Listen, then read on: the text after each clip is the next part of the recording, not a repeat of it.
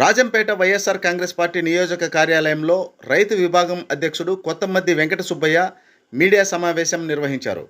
ఈ సందర్భంగా ఆయన మాట్లాడుతూ కూటమి ప్రభుత్వం రైతుల పట్ల నిర్లక్ష్యం చూపడం వల్ల తీవ్ర సమస్యలు ఏర్పడ్డాయని ఆవేదన వ్యక్తం చేశారు. పంటలకు కావాల్సిన యూరియా సరఫరాలో ఘోర వైఫల్యం, పంట బీమా లాభాలు రైతులకు అందకపోవడం, వరదల కారణంగా పంటలు దెబ్బతిన్నా నష్టపరిహారం అందకపోవడం వంటి అంశాలను ప్రస్తావించారు. అంతేకాక పంటలకు గిట్టుబాటు ధర కల్పించడంలో ప్రభుత్వం పూర్తిగా విఫలమైందని ఆయన పేర్కొన్నారు.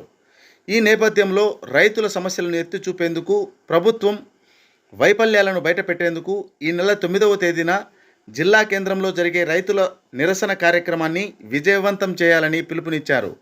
ఈ నిరసనలో రైతు సంఘాలు, చిన్న రైతులు, పేద రైతులు, కౌలు రైతులు పాల్గొని బలమైన సందేశం ఇవ్వాలని ఆయన అన్నారు. ఈ సమావేశంలో జిల్లా అధికార ప్రతినిధి పాపినేని విశ్వనాథరెడ్డి, నియోజకవర్గ ఆర్టీఐ వింగ్ అధ్యక్షుడు సుబ్బరాజు, పట్టణ రైతు విభాగం అధ్యక్షుడు గోవింద బాలకృష్ణ, మండల కన్వీనర్ భాస్కర్ రాజు, నియోజకవర్గ ఎస్సీ సెల్ అధ్యక్షుడు దాసరి పెంచలయ్య తదితరులు పాల్గొన్నారు.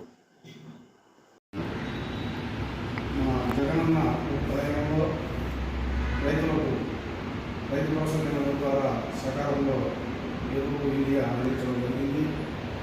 కూటమి ప్రభుత్వం వచ్చిన తర్వాత రైతు భరోసా కేంద్రాలను నిర్వీర్యం చేసి రైతులకు సకాలంలో యూరియా కూడా అందించే పరిస్థితుల్లో ఈ కూటమి ప్రభుత్వం ఉంది. అంతేకాకుండా మన జగనన్న ప్రభుత్వంలో ఏదైనా నష్టం జరిగితే పంటలకు నెలలోపే నష్టపరిహారం అందించడం జరిగింది. మరి కూటమి ప్రభుత్వంలో ఈ 15 నెలల కాలంలో ఎటువంటి రైతు నష్టపరిహారం రైతులకు అందించలేదు. అలాగే క్రాప్ ఇన్సూరెన్స్ కానీ ఈ ప్రభుత్వంలో రైతులకు ఎటువంటి సహాయము అందలేదు.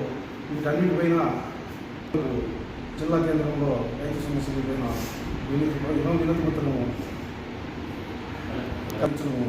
వైఎస్ఆర్ కాంగ్రెస్ పార్టీ తరఫున అందించడం జరుగుతుంది.